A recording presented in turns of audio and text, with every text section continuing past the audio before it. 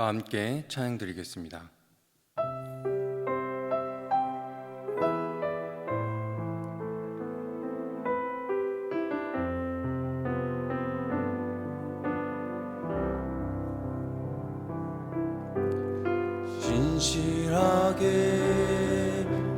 진실하게 거룩하게 살게 하소서.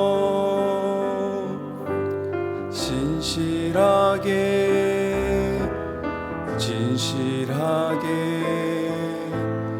거룩하게 살게 하소서.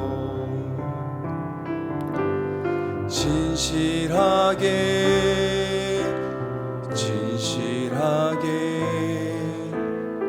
거룩하게 살게 하소서. 진실하게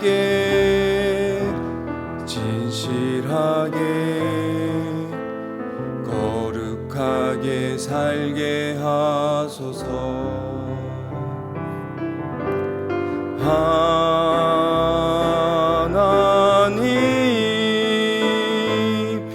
나의 마음 만져주소서.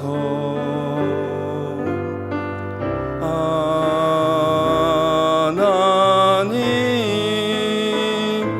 나의 영혼 새롭게 하소서. 하나님,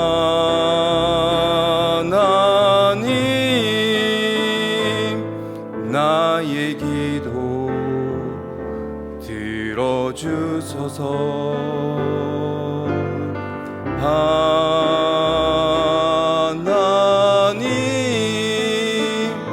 주의 길로 인도하소서.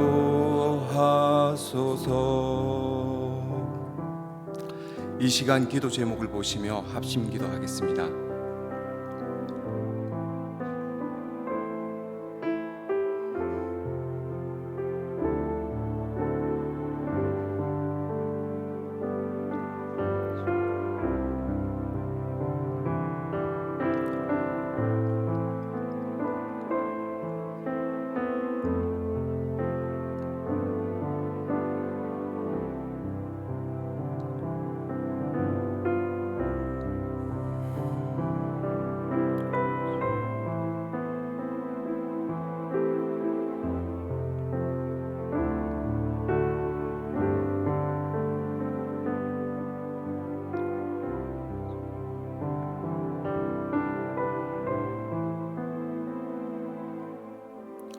성령 충만을 사모하는 해를 맞아 성령 충만이 우리 인생에서 만나는 모든 문제의 해답임을 깨닫고 늘 성령 충만을 사모하게 하소서.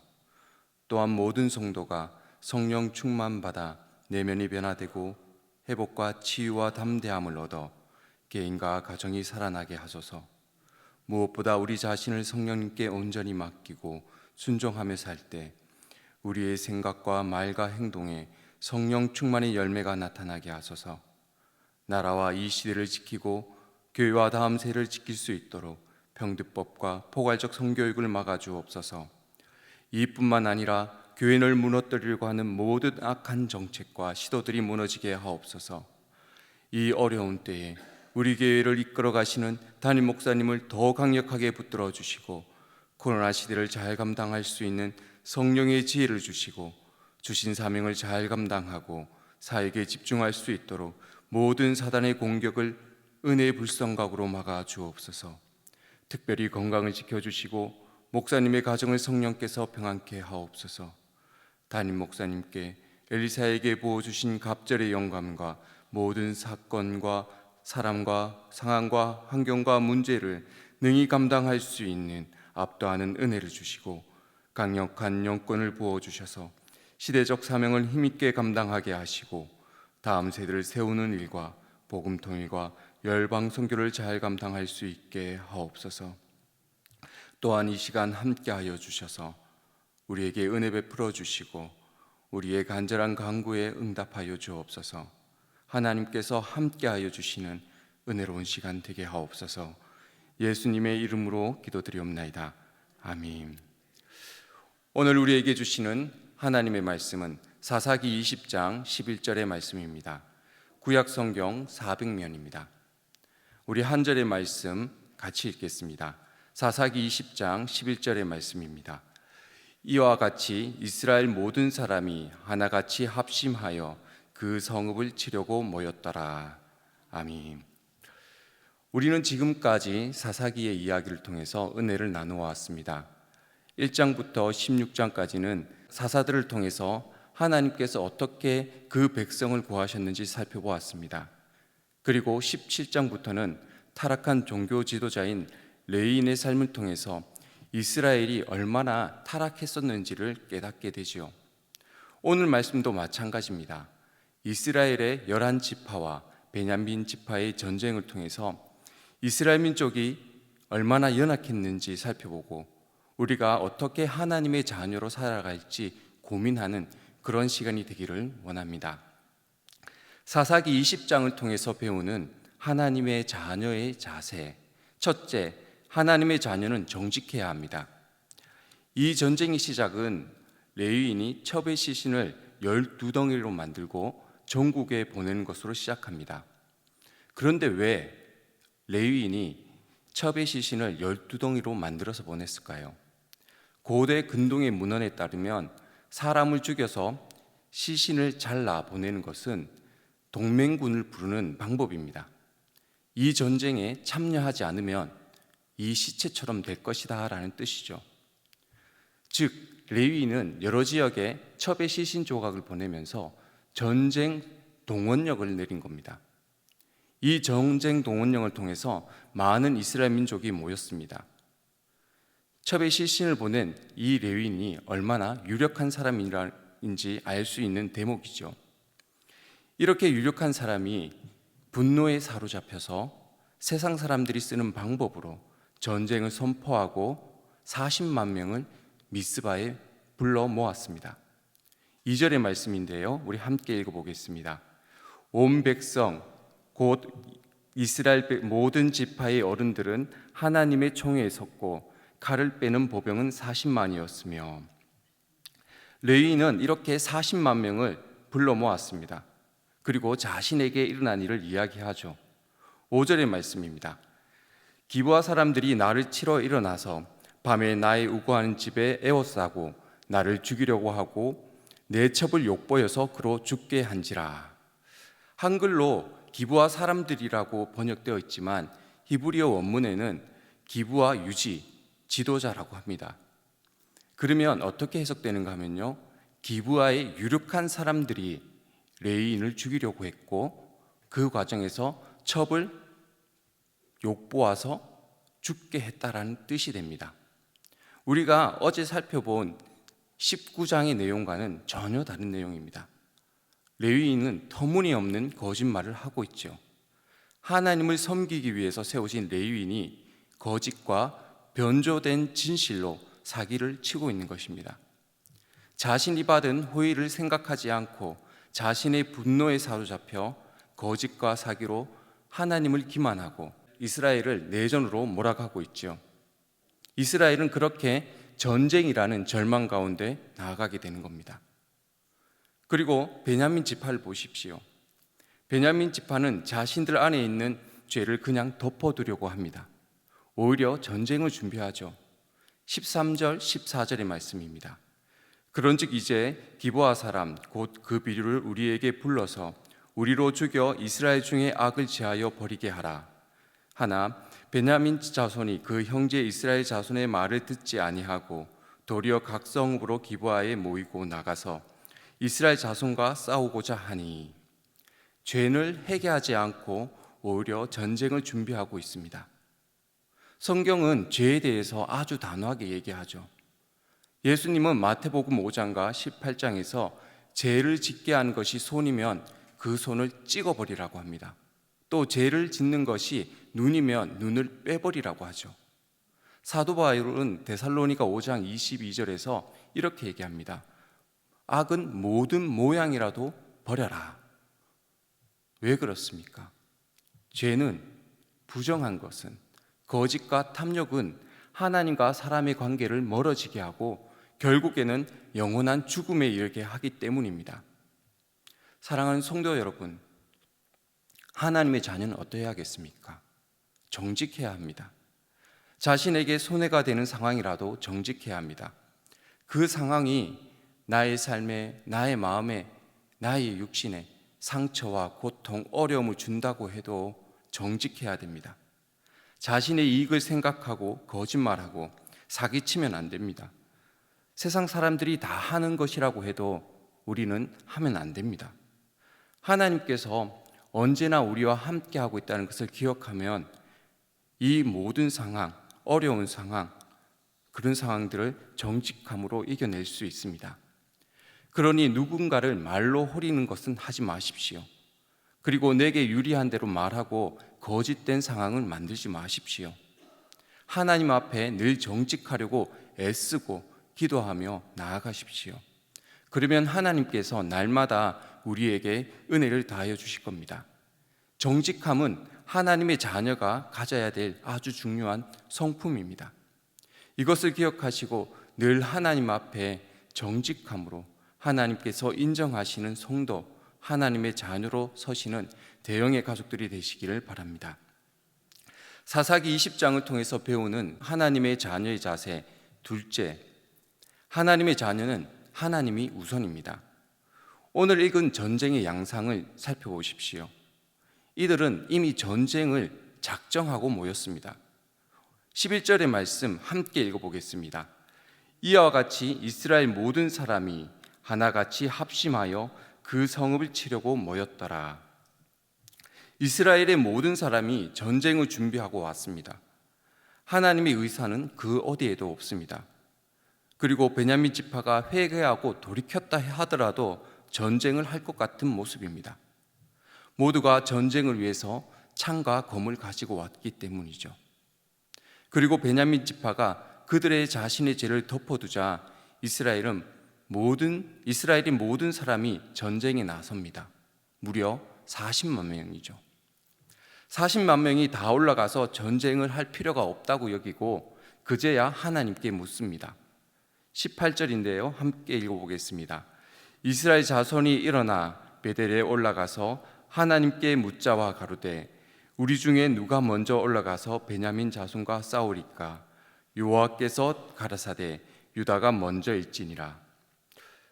하나님께서 유다가 먼저 싸우라라고 했다고 해서 이 전쟁을 허락했다고 생각해서는 안 됩니다.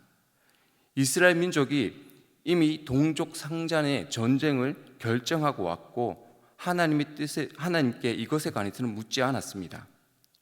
마치 아들이 부모님께 뭔가를 쪼를 때 계속해서 쪼릅니다. 그리고 어느 순간 부모님이 이렇게 얘기하죠. 네 멋대로 해라. 그런데 이렇게 말했다고 해서 내 마음대로 하면 어떻게 됩니까?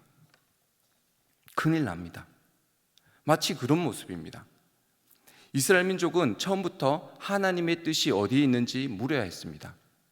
하나님, 우리 형제 베냐민 지파가 죄를 지었는데 어떻게 해야 할까요?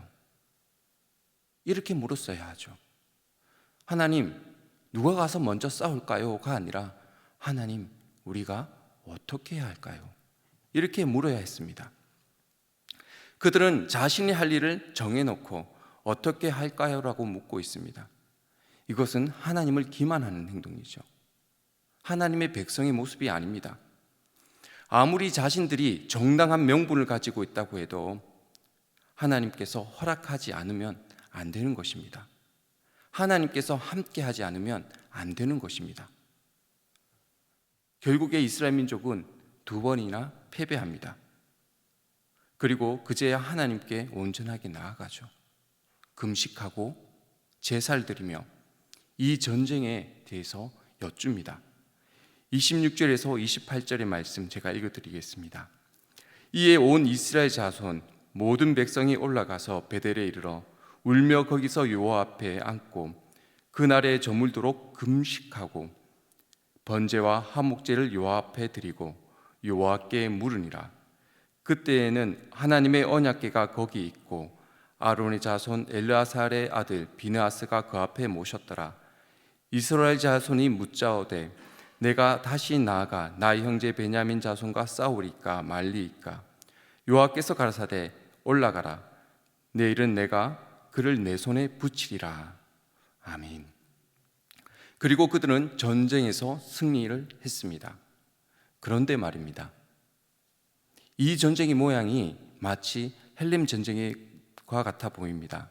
헬림 전쟁은요, 가축, 사람, 건물 할 것 없이 모든 것을 진멸하여 하나님께 바치는 전쟁입니다. 하나님의 언약궤와 제사장이 등장하고, 그리고 전쟁에서는 베냐민 지파를 거의 전멸하다시피 무찌르지요. 48절을 읽어드리겠습니다. 이스라엘 사람이 베냐민 자손에게로 돌아와서 온 성읍과 가축과 만나는 자를 다 칼날로 치고 닥치는 성읍마다 불살랐더라. 베냐민 지파는 600명만 남았습니다. 진멸되었습니다. 하나님을 앞장 세우고 동족, 하나님의 백성 베냐민 지파를 멸절시킨 거죠. 가축, 아이, 여인, 노인 할 거 없이 다 죽였습니다. 이것이 하나님의 뜻일까요? 하나님을 앞세운 모양이지만 그들은 자신의 분노의 감정에 사로잡혀 형제를 죽였습니다. 베냐민 지파가 하나님 앞에 죄를 지었고 형제들에게 죄를 지었지만 한 족속이 다 죽어야 되는 죄일까요? 그들은 형제에 향해서 너그러움을 보이지 못했습니다. 혹 평소에 가지고 있던 질투, 또 이번 일을 통해서 경험한 베냐민 지파의 강함에 그들을 모두 죽이고 싶은 그런 마음을 가졌을지도 모릅니다. 11지파는 하나님을 앞장 세우고 전쟁에서 승리했지만 자기의 소견대로 전쟁을 마쳤습니다.